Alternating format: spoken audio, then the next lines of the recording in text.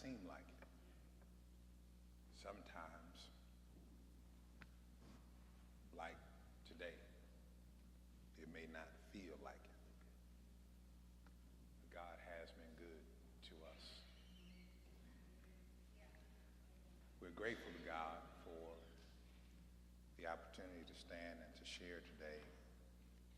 We close today a few days of retreat where about 50 of us were gathered in Union, Missouri since Friday afternoon. We returned to community together in the city this morning. I am grateful for the time that we had together, for those who were willing to make that journey, to walk away from the connectedness of devices, because you couldn't get no signal out there, in order to sit with one another, with God, the context of community and creation, whereby we might hear what the Spirit had to say to us. There is something in the business world called opportunity cost. When you do one thing, you take from yourself the capacity to do another. You experience one thing, you take from yourself the opportunity, the chance to do another. So even in our space of reflection, seclusion, and retreat that was life-giving for many of us, we paid some costs of disconnection. Today I want to take a little time to attempt to catch you up on what's going on in the world. Is that all right? We ground our sermonic reflection today in the 119th Psalm. And I invite those who are comfortably able to stand with me for our scripture reading. Some of you who know the Bible very well may be slow to stand because you know the 119th Psalm and know something about it. To you, I guarantee I'm not going to read the whole thing. I invite your attention to the 114th verse of the 119th Psalm. The 114th verse of the 119th Psalm. And when I need to, I understand the biblical and scholarly implications of this, but I'm just telling you about my own devotional life. Can I tell you something about my devotional life? When I need to connect with God most clearly and in the context of the traditions that nurtured me, not to study the Bible for context and understanding and interpretation and for clarification, for appropriate scholarly assessment, but when I need to connect deeply based upon things that are more than cognitive for me, I go to the King James Version. There is something about its poetry and its capacity for me in my own journey that is valuable. So today I'll read beginning at the 114th verse of the 119th Psalm from the King James Version, if that's okay with you.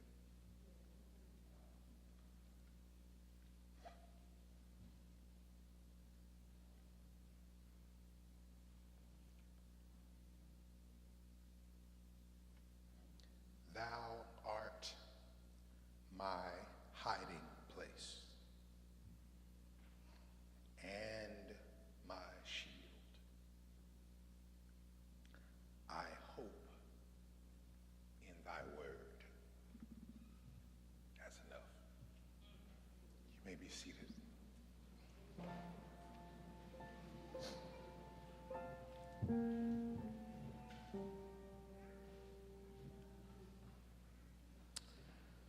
The title of today's message is What to Do When All Hell Breaks Loose.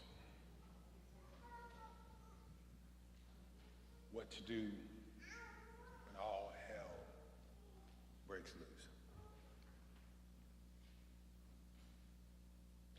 Earlier this week, I sat down with my sister to trade stoles.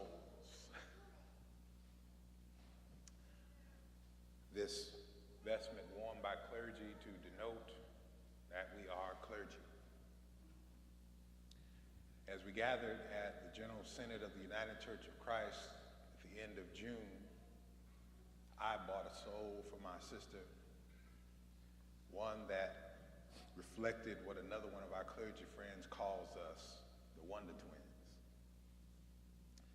Had a resistance fist with sharp light coming out from behind it.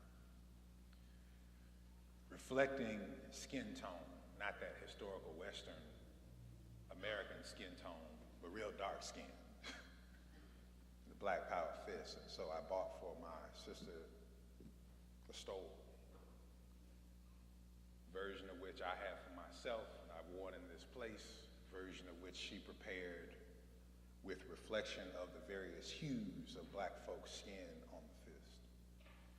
And because hers came in and was sent to my home, I had it for her, and she purchased for me a copy, one of the stoles, the handwritten, the handmade stoles of General Synod that reflects the imagery that is here on this pyramid. And that stole that she has given me is sitting there on the first pew. And we got together and met because her stole had come to me and my stole came to her. And she noted, I told her that I had it and I said, let's get together. Let me give this to you. She said, oh, that's great. It'll be perfect for this weekend for the Nazis. I said, the Nazis? What are you up to now? This weekend I'm going to Charlottesville. So we gathered together and sat at the rooftop of Moonrise Hotel and talked as we exchanged stoles and ate nachos and discussed what she anticipated to happen this weekend. As she came and would be coming face to face with neo-Nazis, fascists, neo-fascists, as if fascism needed anything new. Members of the Ku Klux Klan, and joined our dear brother Asajifo Sekou, who had been there for the last 3 to 4 weeks training people in nonviolent resistance. Preparing, steeling herself to speak in the context of a congregation on Friday night, to give people the spiritual resources and resolve to stand in a counter in an anti-fascist march on Saturday morning. What she didn't know is that those who gathered on the campus of the University of Virginia in preparation for their march in Charlottesville in the morning at what is now Emancipation Park, in order to seek to preserve the statue of Thomas Jefferson. She didn't know that those same folks would be so bold and so brash and so given to evil, that they would take their torches and surround the church in which the faithful who needed the strength of God to go forward to do God's work would gather. Not to protest, but to pray. She had no idea that she would hear the recovery of the anthem and the motto of the agricultural department of Nazi Germany: blood and soil, blood and soil. She had no concept that she would faintly hear the words, "You will not replace me,"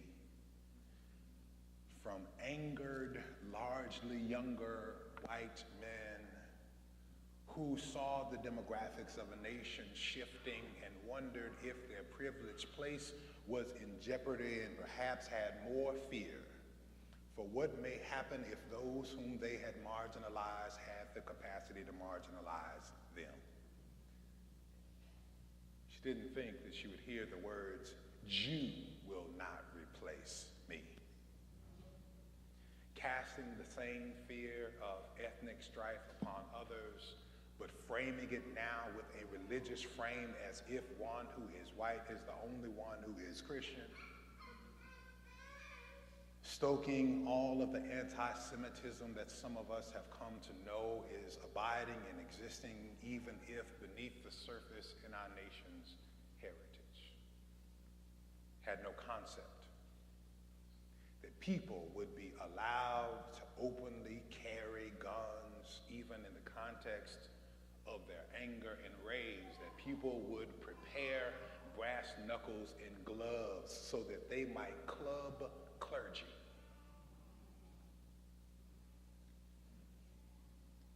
And so when she gave an interview on Saturday morning to Joy Reid, and found herself seeking to give voice to what happened the night before, and to frame for the community what the desire was to stand and give witness to on that day, because skirmish, to use their words, broke out behind her when these same neo-Nazis began to attack the counter-protesters that were standing there.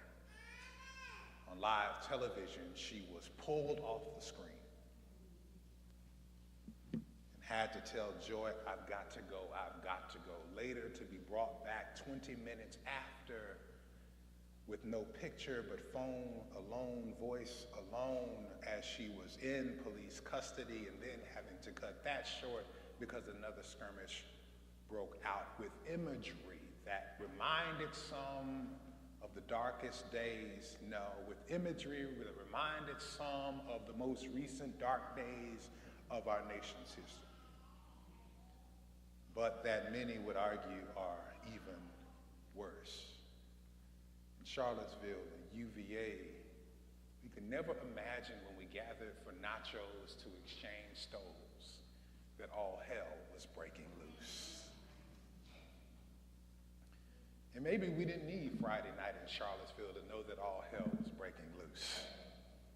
Maybe when the pseudo-strong man who fancies himself and defines himself by the fact that he himself as well is straight, white, male, millionaire class, and in the White House, decided that the appropriate way to react and to respond to the diplomatic nuances of what is going on in North and South Korea, in order to respond and to react to the nuclear capacity of a nation and a country that is also volatile in its leadership, led by another strong man, when that kind of foolishness makes its way into the White House and decides to react with third-grade kind of braggadocio and machismo, we should have known that all hell was breaking loose.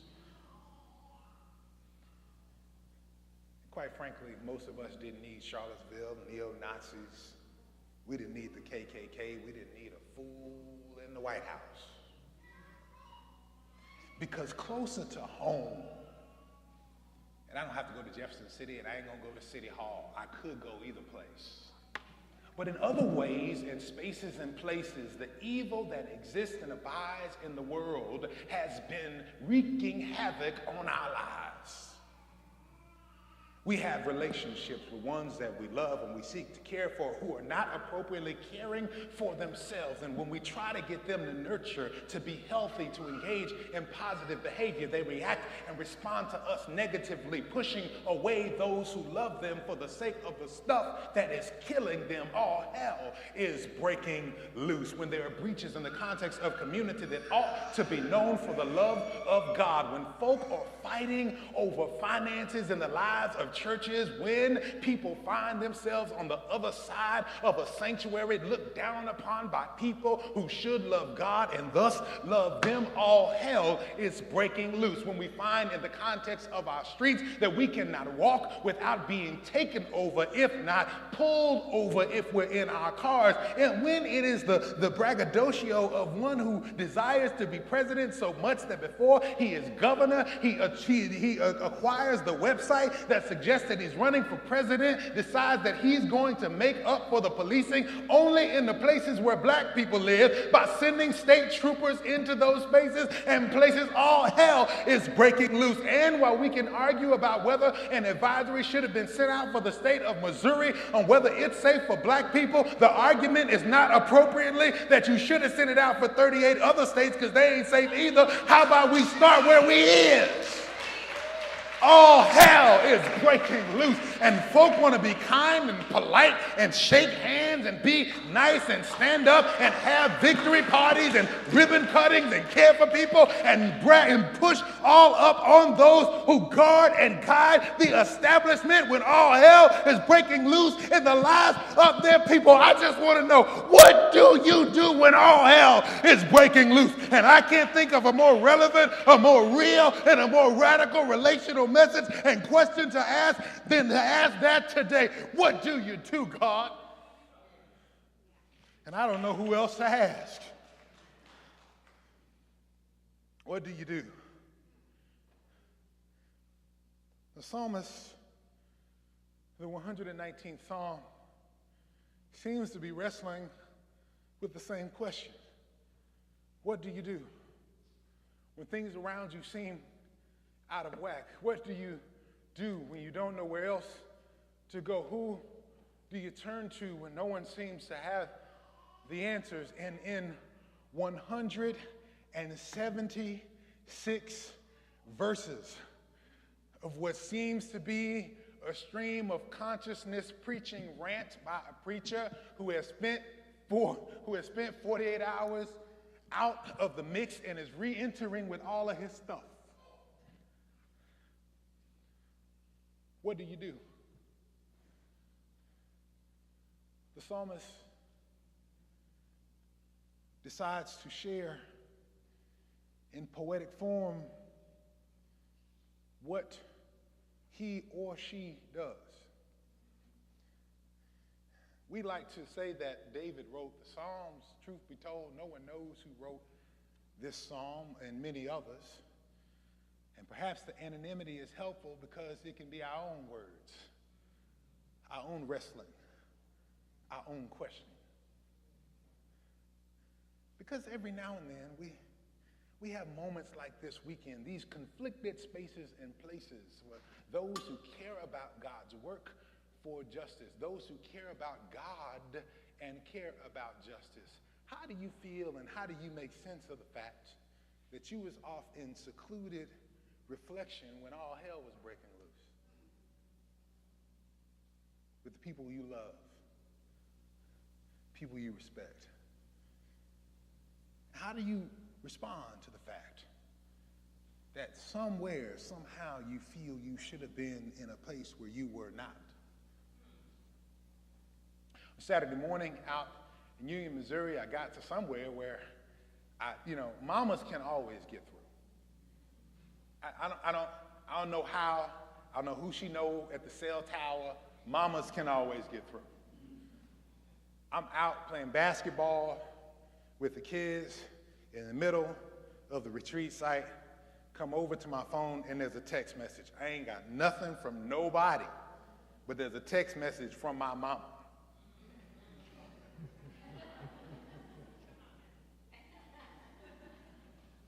Asking what could not be asked in the court of law in directed questioning, because it was a leading question. Sister Walker, you could ask it on cross, but you couldn't ask it in direct. She didn't say, are you in Charlottesville? Mama said, you not in Charlottesville, are you?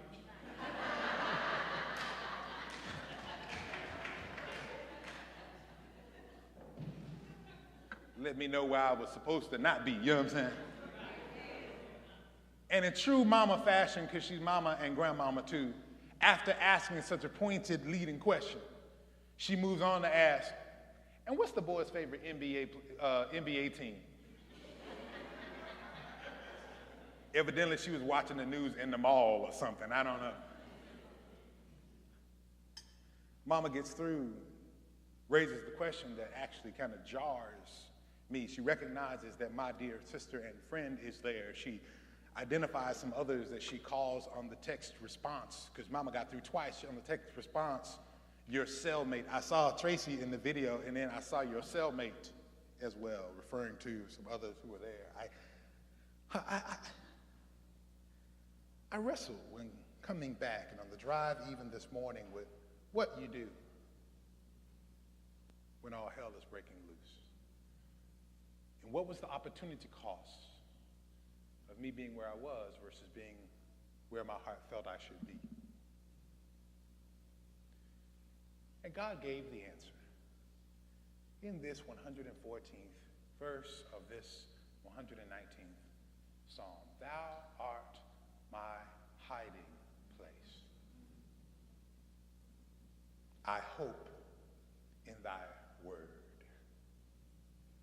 It seems to me when all hell is breaking loose, part of what we are called to do, and perhaps first what we are called to do, is retreat.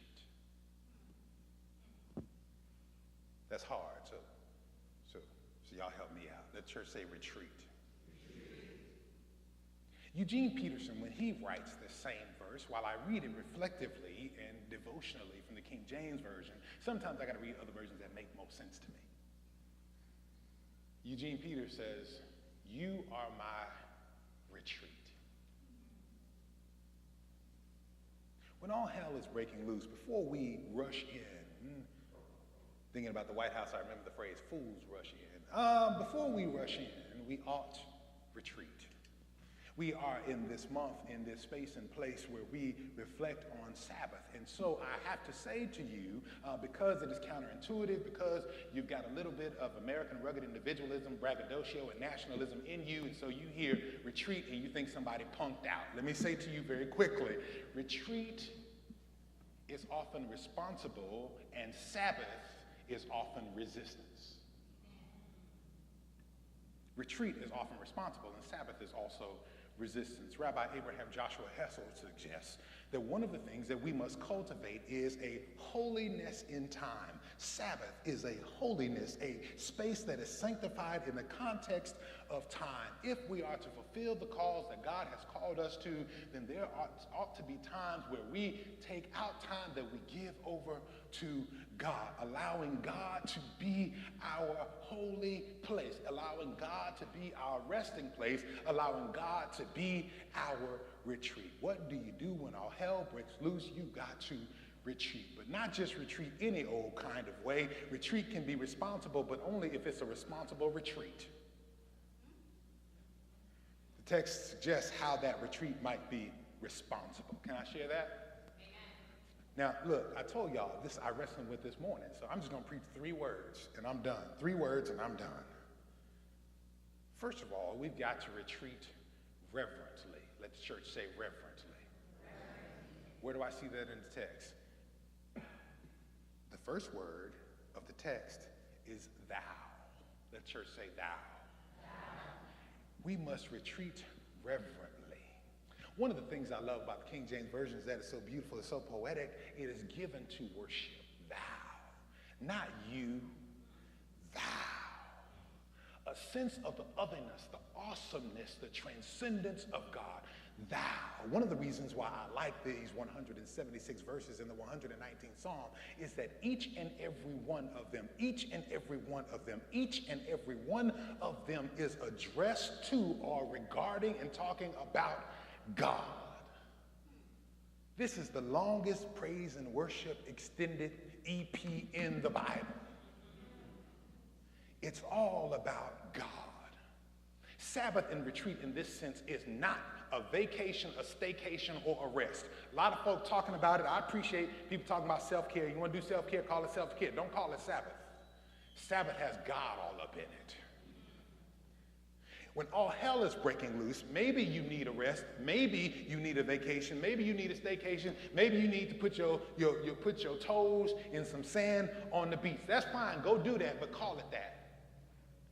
Retreat when all hell is breaking loose, if you desire to have it to feed you for the sake of what you need to do long term, should be reverent. It has to honor and respect who God is. Thou.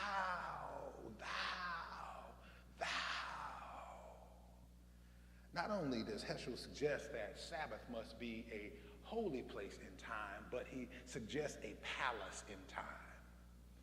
An erected, beautiful, valiant, viable space whereby we understand something greater than us, something more majestic than us. Thou, reverently, considering that which is great and greater than us, considering that which is holy and bigger than us. Thou. Not bringing God down to the level you. There are times when I need to be able to hook up with God and have a different kind of conversation. But when all hell is breaking loose, I don't need to pull out my Jesus is my homeboy t-shirt. Because my homeboy is catching hell like me. When all hell is breaking loose, I need a reverent retreat. I need to find a space and a place, either in solitude, in scripture, or in creation, whereby I might experience the great majesty of God. This is what God was up to, Reverend Reese. I didn't know that I needed it, but perhaps, and I didn't know what was happening. But yesterday afternoon, when Brother Balter suggested that last night would be a meteor shower, and had I been at my house on Allen Avenue, I would not have been able to get up over the clutter over those 100-year-old houses and see what was going on under the canopy of the sky. I would not have seen those shooting meteors last night that I had never seen before. I would not have experienced the expanse of a God who is greater than what's going on in North Korea and greater than what is going on in Charlottesville. I would not have been placed in a context and conversation with a God who is greater than the stuff that I see every day. I would have been looking around. I could have even been looking down, but then I was looking up. Thou. Now hell is breaking loose. For a retreat to be responsible, it must be done reverently. But the other thing we've got to recognize is that we've got to retreat regularly. I said I was going to preach 3 words. Thou art. The text says thou art, thou art.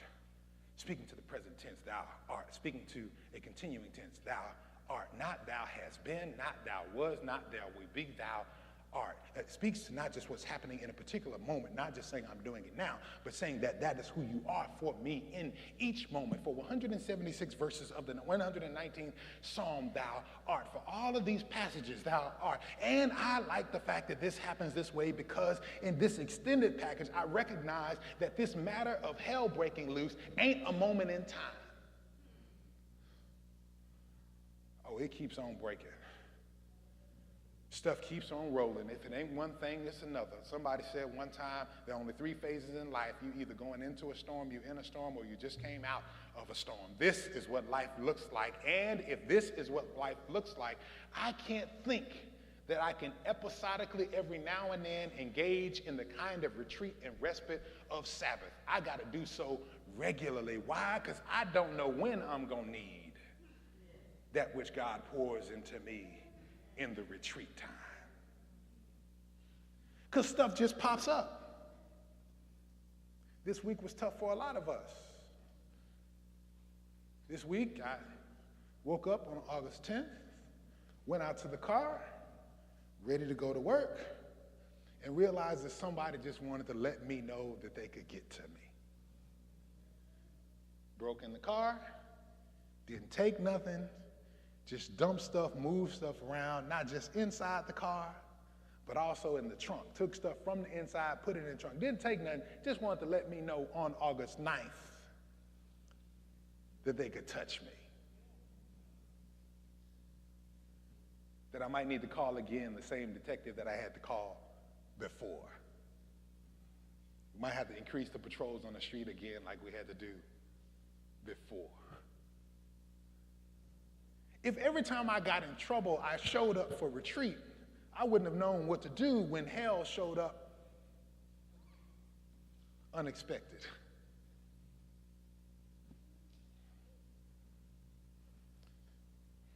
Thou art mine. When all hell is breaking loose, we must retreat. Retreat reverently. Retreat regularly. And retreat reflectively.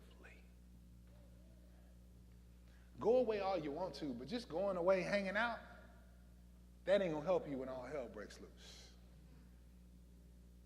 Spend some time on something. Ask some of those critical questions we wrestle with this weekend. Who am I? What do I really want? How is it that God would have me to gain that which I desire? What is my identity? What is my purpose? What are my passions? Thou art my. Why my? Because we've moved from the reverent to the relational.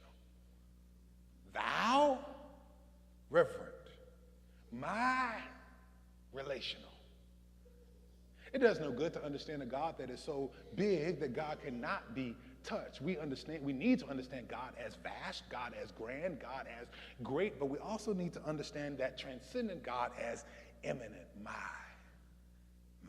Thou art not a. It does me no good to know that you are a retreat for other folk. Good for them. It does me no good to know that you have been a retreat for my big mama and them. I'm glad for big mama. But the possessive capacity of my suggests that I must have something in my retreat space where I reflect on who I am in light of this great God. And being renewed in my own identity, being understanding in my own purpose, connecting with my own passion helps me to move through those things that are going on in the life of the world. I know there's a nut at 1600 Pennsylvania, but who am I? I know the church is half screwed up 2/3 of the time, but what does God want me to do? I understand that my job has gone crazy and my relationship don't really feel right. But how am I to get to that which I'm called to do, that God has the capacity to do, even over and through all of this? Thou art my reverent, regular, reflective retreat is responsible when all hell is breaking loose.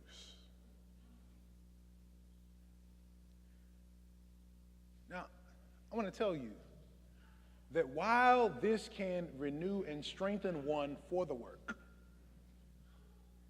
it ain't for that.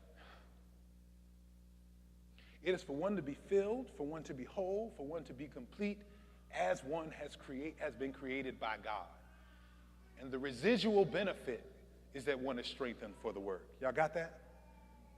It's kind of like folk talk about the blessings of God and they point to stuff. They talk about the blessings of God and then they point to a house. They talk about the blessings of God, they point to a car. They talk about the blessings of God, they point to a nice relationship. When really, as we understand the scriptures fully, the blessing is the very presence of God, and this stuff just comes along with it.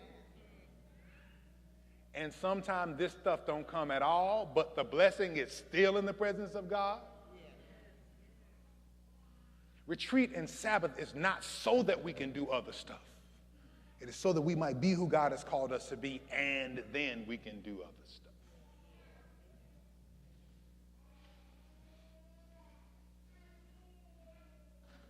119th Psalm, just so we don't miss it, it uses words like law, precepts, principles, repetitively, but it doesn't engage in any of the minutia of the stuff.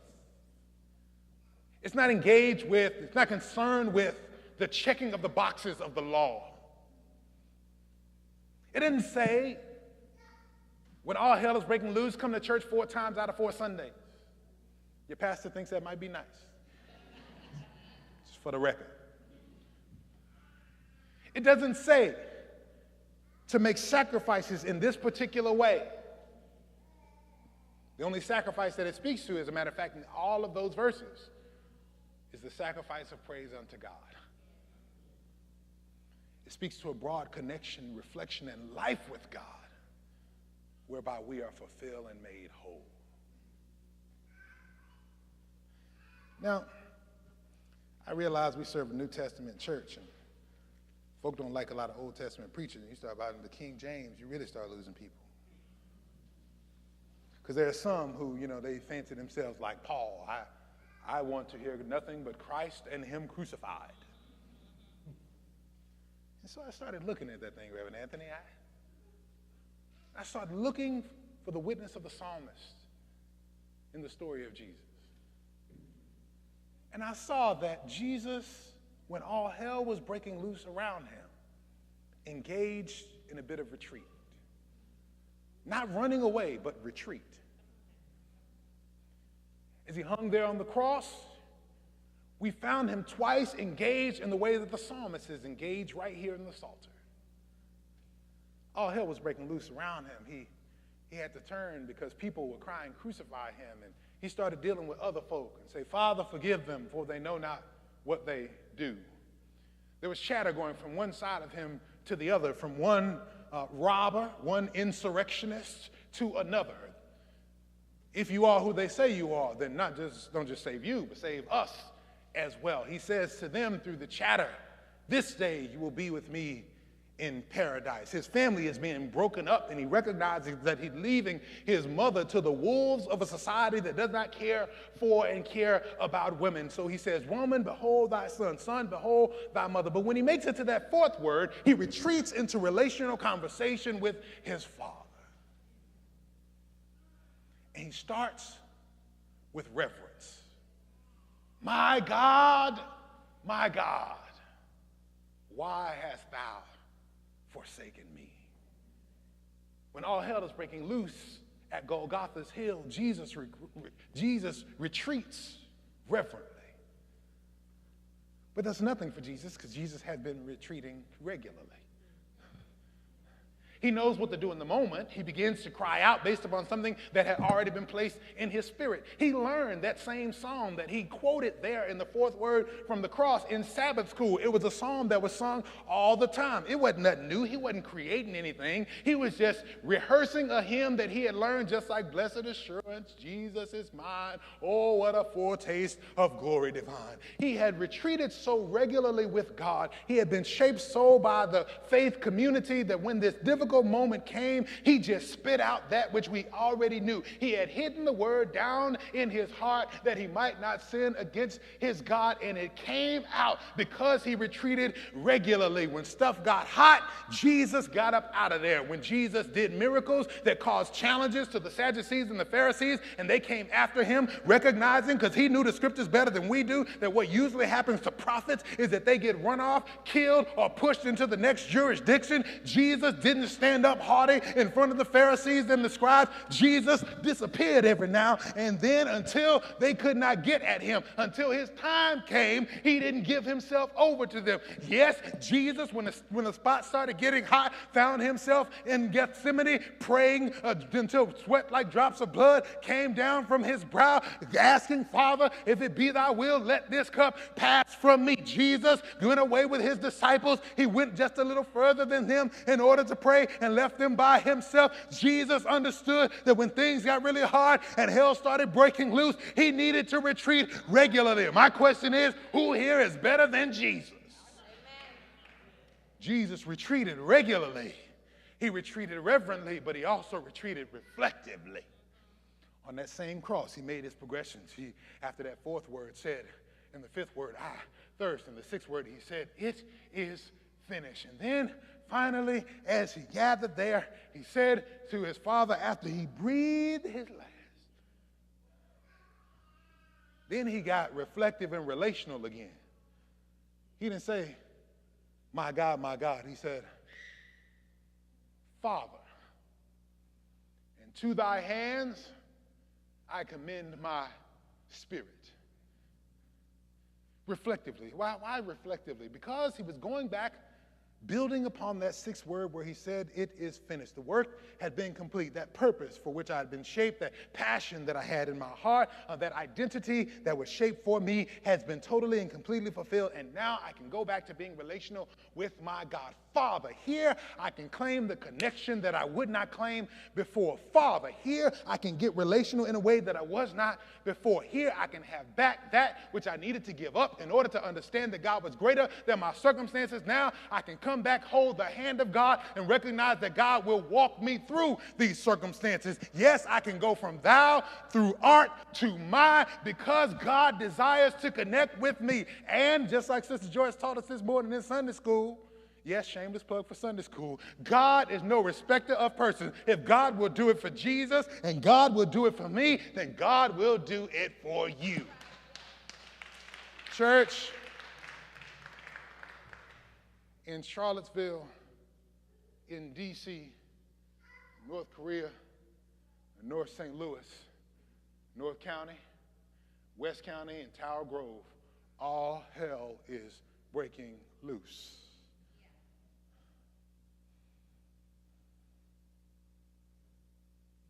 Will you retreat responsibly,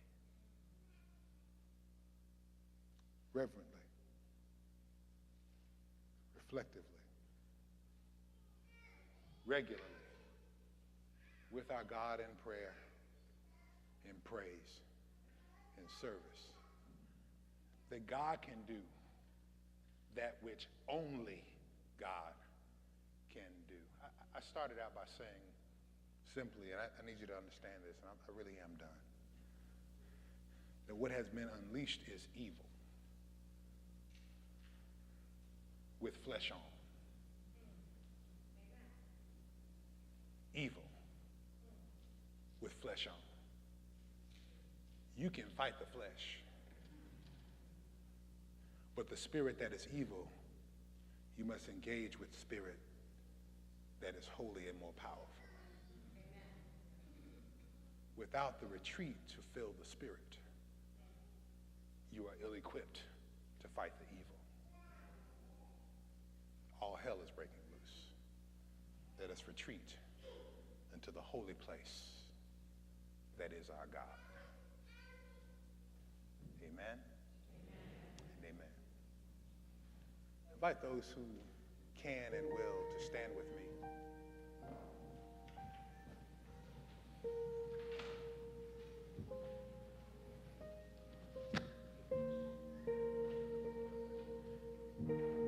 As you stand, we extend an invitation. There may be someone here today for whom this weekend wasn't the beginning, and there may be another for whom this weekend was the straw that broke the camel's back.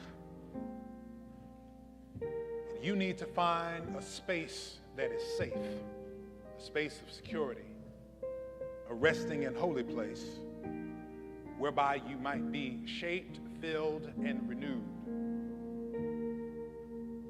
The witness of this place is that God is our retreat, our holy place, our place of sanctuary and safety. But God is not restrictive. We not serve that kind of God. God is not exclusionary. God stands with arms wide open, extending the witness that Jesus opened up many years ago. Come unto me, all ye that labor and are heavy laden, and I will give you rest. If you're here today and you desire such comfort, such care, such rest with Christ, in Christ's community, you just want to be cared for and prayed for, we invite you to come. Why don't you come?